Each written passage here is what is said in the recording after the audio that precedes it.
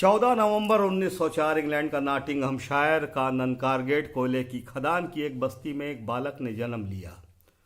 इस बालक के पिताजी कोयले की खान में मेहनत मजदूरी करते थे। धीमे धीमे ये बालक बड़ा होने लगा और अपने पिता को मेहनत मजदूरी करते देखने लगा और साथ में पिताजी के ये भी कोयले की खदानों में जाकर मेहनत मजदूरी करने लगा। परिणाम स्वरूप अपने साथी बालकों की अपेक्षा ये बलिष्ठ और ताकतवर बालक साबित हुआ।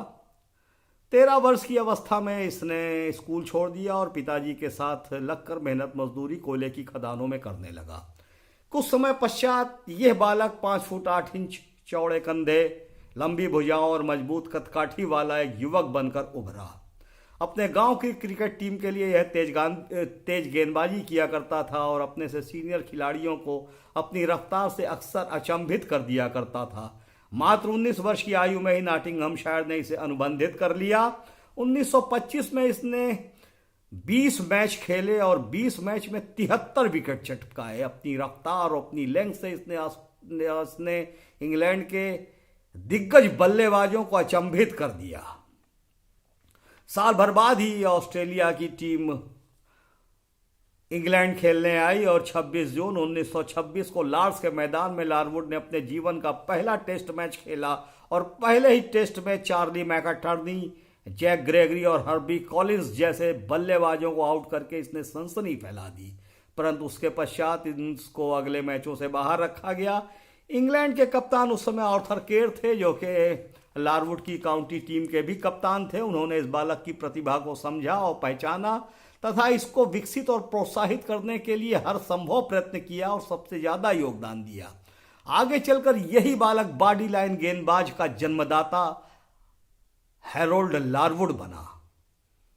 1927 में लारवुड ने लोइस बर्ड्स से विवाह कर लिया। समय धीमे धीमे गुजरने लगा। क्रिकेट में लारवुड रमता चला गया। 1929-30 में ऑस्ट्रेलिया एशेज सीरीज खेलने के लिए इंग्लैंड आई। एशेज ऑस्ट्रेलिया और इंग्लैंड के बीच में ही खेला जाता है हर 2 साल में, और इसकी हार जीत में आन बान शान और एक प्रतिष्ठा की बात होती है। उटफुल के नेतृत्व में ऑस्ट्रेलिया ने यह श्रृंखला 2-1 से जीत ली। 2 मैच ड्रॉ रहे। ऑस्ट्रेलिया के करिश्माई बल्लेबाज डॉन ब्रैडमैन ने 974 और कप्तान वुडफुल ने इस सीरीज में 345 रन बनाए। इंग्लैंड की तरफ से हर्बर्ट सटक्लिफ ने 436 और भारतीय मूल के क्रिकेटर दिलीप सिंह जी ने 416 रन बनाए। ये वही दिलीप सिंह हैं जिनके नाम पे दिलीप ट्रॉफी भारत में खेली जाती है। भारतीय क्रिकेट के पितामह रणजीत सिंह के भतीजे हैं ये। एशेज ऑस्ट्रेलिया जीतकर तो जरूर ले गए, लेकिन वर्षा से बाधित एक मैच से इंग्लैंड के दिग्गजों ने बहुत कुछ सीखा। उन्होंने महसूस किया कि लेग स्टंप पर तेज उछाल मारती गेंदों को खेलने में ऑस्ट्रेलियाई बल्लेबाज खुद को असहज महसूस कर रहे थे और करिश्माई बल्लेबाज ब्रैडमैन को भी ऐसी गेंदें खेलना नागवार गुजर रहा था। यहीं से लेग थ्योरी का जन्म हुआ, जो आगे चलकर बॉडी लाइन के नाम से कुख्यात हुई। एशेज वापस जीतकर लाने का जिम्मा पेशे से वकील और तीक्ष्ण बुद्धि वाले डगलस जॉर्डिन को सौंपा गया। 1932-33 में ब्रिटिश टीम एशेज खेलने के लिए डगलस जॉर्डिन की अगुवाई में ऑस्ट्रेलिया पहुंच गई। पहला टेस्ट मैच 2 दिसंबर से 7 दिसंबर 1932 को सिडनी में खेला गया। इस मैच में ब्रैडमैन नहीं खेल रहे थे। इंग्लैंड ने यह मैच 10 विकेट से जीता। इस मैच में अपना पहला टेस्ट खेल रहे इफ्तिखार अली खान पटौदी ने शानदार 102 रन बनाए। सटक्लिफ ने 194 और वाली हैमंड ने 112 रन की शानदार पारी खेली। ऑस्ट्रेलिया ने पहली पारी में 360 और दूसरी पारी में 164 रन बनाए। मात्र 1 रन जीत के लिए इंग्लैंड को चाहिए था, जो कि दूसरी पारी में बिना कोई विकेट खोए इंग्लैंड ने बना लिया और आसानी से यह मैच जीत लिया। इस मैच की दोनों पारियों में हैरोल्ड लारवुड ने 5-5 विकेट लिए। पहले टेस्ट मैच से ही लारवुड का समूचे ऑस्ट्रेलिया पर खौफ छाता चला गया। डगलस जॉर्डिन के दिशा निर्देश पर लारवुड गेंदबाजी कर रहे थे। पटौदी ने बॉडी लाइन रणनीति का विरोध करते हुए लेग स्टंप पर फील्डिंग करने से साफ मना कर दिया। परिणाम स्वरूप अगले मैचों से इफ्तिखार अली खान पटौदी को बाहर कर दिया गया। लारवुड अपने कप्तान का दिशा निर्देश मानते रहे। लारवुड गेंदबाजी करने के पहले अपने दोनों पांव की हर उंगली पर पट्टी बांधते थे और दो मोजों पर जूता पहनते थे ताकि सख्त जमीन पर जोर से बार बार पटके जाने के कारण पांव चोटिल ना हो पाए। दूसरा टेस्ट मेलबोर्न में 30 दिसंबर 1932 से 3 जनवरी 1933 तक खेला गया। पहली पारी में बाउंसर के खौफ से बैट्समैन 0 पर आउट हो गए, परंतु दूसरी पारी में उन्होंने 103 रन बनाए। ऑस्ट्रेलिया ने यह मैच 111 रन से जीतकर श्रृंखला बराबर कर ली। लारवुड को मैदान पर गालियां मिलनी शुरू हो चुकी थी। डगलस जार्डिन की लेग थ्योरी बॉडी लाइन के नाम से कुख्यात होने लगी थी। 6 फील्डर लेग साइड पे खड़ा कर 100 मील की रफ्तार से लेग स्टंप पर बाउंसर फेंकता लारवुड ऑस्ट्रेलियाई बल्लेबाजों के लिए काल बन चुका था। ऑस्ट्रेलियाई बल्लेबाज लारवुड को खेलने के बजाय अपने बचाव पर ज्यादा ध्यान देने लगे। रफ्तार का अंदाजा तो इसी से लगाया जा सकता है कि न जाने कितनी बार लारवुड की फेंकी गेंद बल्लेबाज के बल्ले से लगी और बल्ला छूटकर जमीन पर गिर पड़ा। तीसरा टेस्ट मैच एडिलेड में 13 से 19 फरवरी तक खेला गया। यह मैच इंग्लैंड ने 338 रन से जीता। इसी मैच से बॉडी लाइन गेंदबाजी का विवाद इतना बढ़ा कि इंग्लैंड और ऑस्ट्रेलिया के बीच रिश्ते टूटने के कगार पर आ गए। कप्तान जार्डिन के दिशा निर्देश पर आक्रमण की बागडोर हैरोल्ड लारवुड और बिल वोस ने संभाली। 6 फील्डर लेग साइड पर, विकेट कीपर, एक थर्ड मैन, एक्स्ट्रा कवर और मिड ऑफ, बाकी का पूरा मैदान खाली। लेग स्टंप पर आक्रमण, शरीर पर निशाना बांधकर उछाल मारती कुछ शॉर्ट गेंद या फिर फुल टॉस। तेज रफ्तार बाउंसर पर हुक शॉट खेलने के बजाय ऑस्ट्रेलियाई बल्लेबाजों ने इनसे बचना ही बेहतर समझा। क्रीज पर पोस्फोर्ड थे। लारवुड की उछाल मारती गेंद पोस्फोर्ड की छाती पर लगी और छाती मसलते हुए पोस्फोर्ड पिच पर गिर पड़े। स्टेडियम में कोहराम मच गया। छाती रगड़ते हुए पोस्फोर्ड पिच पर लौट रहे थे। गालियों का शोर पूरे स्टेडियम में गूंज रहा था। कुछ देर बाद मैच फिर शुरू हुआ। लारवुड जब अपने बॉलिंग रनअप से दौड़ना शुरू करते थे, स्टेडियम का शोर आकाश की बुलंदियों को छूने लगता था। गालियों की आवाजें बुलंद होने लगती थी। पोस्फोर्ड ने न जाने कितनी गेंदें अपनी जांग, पीठ और सीने पर झेली। वुडफुल का भी यही हाल था। लारवुड का खौफ पूरे स्टेडियम में नाच रहा था। पोस्फोर्ड कैच से बचने के लिए ज्यादातर गेंदें अपने बल्ले पर नहीं ले रहे थे, क्योंकि 6 फील्डर लेग साइड में बल्लेबाज को घेरे हुए खड़े थे। उन्हें डर था कि कहीं बल्ला छू के हल्की सी गेंद हवा में गई और क्षेत्र रक्षक ने उसे कैच किया। इसलिए न जाने कितनी गेंदें उन्होंने अपने शरीर पर झेली। 100 मील प्रति घंटे की रफ्तार से फेंकी गई लारवुड की एक गेंद उछाल मारती हुई ओल्ड फील्ड के सर पर लगी। ओल्ड फील्ड का सर फट गया। लहूलुहान ओल्ड फील्ड पिच पर गिर चुके थे। लगा कि जैसे स्टेडियम की भीड़ किसी भी वक्त मैदान में घुस आ जाएगी और तब इंग्लैंड के किसी भी खिलाड़ी की जान नहीं बचेगी। वुडफुल मैदान में आकर ओल्ड फील्ड को ड्रेसिंग रूम में ले गए।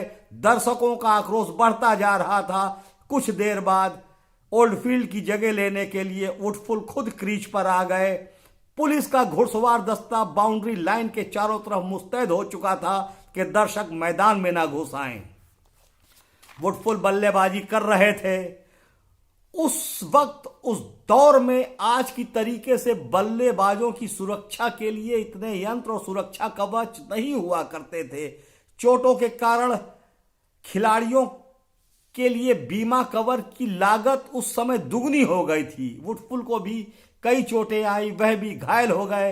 इंग्लैंड ने यह मैच 338 रनों से जीत लिया। लारवुड ने इस मैच में 7 विकेट लिए। पिच पर विकेट के साथ साथ खून भी काफी गिरा। पूरा ऑस्ट्रेलिया लारवुड को कातिल, खूनी, हत्यारा और जल्लाद जैसे नामों से पुकारने लगा। 5वें दिन भारी सुरक्षा के बीच इंग्लैंड के खिलाड़ियों को होटल पहुंचाया गया और होटल की सुरक्षा भी काफी मजबूत कर दी गई। 5वें दिन ऑस्ट्रेलिया ने इंग्लैंड को पत्र लिखकर ऐसी गेंदबाजी का विरोध करते हुए कहा कि यह खेल भावना के विपरीत है। ऐसा लगने लगा जैसे यह दौरा बीच में ही रद्द हो जाएगा। डगलस जार्डिन ने भी चौथे और पांचवें टेस्ट से अपनी टीम को वापस लेने की धमकी दे दी। ऑस्ट्रेलियाई प्रधानमंत्री जोसेफ लियोन्स ने ऑस्ट्रेलियाई बोर्ड को गंभीर आर्थिक कठिनाइयों का वास्ता देते हुए समझाया। काफी विचार विमर्श के बाद अपने प्रधानमंत्री की बात मानते हुए चौथे टेस्ट से 2 दिन पहले खेल विरोधी व्यवहार के आरोप को ऑस्ट्रेलिया ने वापस ले लिया और दौरा रद्द होने से बच गया। दर्शकों के भारी आक्रोश के बीच चौथा टेस्ट शुरू हुआ। ब्रिस्बेन में मैदान में इंग्लैंड के खिलाड़ियों की सुरक्षा बढ़ा दी गई थी। इंग्लैंड ने यह मैच 6 विकेट से जीता। लारवुड ने इस मैच में 4 विकेट लिए। सिडनी में खेला गया अंतिम मैच भी इंग्लैंड ने 8 विकेट से जीत लिया। नाइट वॉचमैन के रूप में लारवुड ने इस मैच में 98 रन बनाए और साथ में 4 विकेट भी लिए। यह एशेज सीरीज इंग्लैंड ने 4-1 से जीत ली। इस सीरीज में लारवुड ने 33 विकेट लिए। दौरा समाप्त हो चुका था। ऑस्ट्रेलियाई क्रिकेट पर एक खौफ छोड़कर इंग्लैंड की टीम वापस लौट चुकी थी। विश्व क्रिकेट में जितनी गालियां लारवुड को मिली हैं उतनी गालियां आज तक किसी और क्रिकेटर को नहीं मिली। कातिल, खूनी, हत्यारा, पूरा ऑस्ट्रेलिया उसे इसी नाम से जानने लगा था।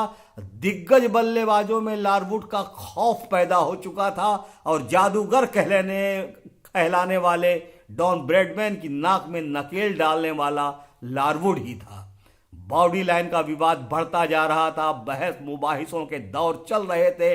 अंत में इंग्लैंड कंट्रोल बोर्ड ने लारवुड को अपनी गलत गेंदबाजी के लिए माफी मांगने को कहा। यह था अपने कप्तान की बात मानने का इनाम।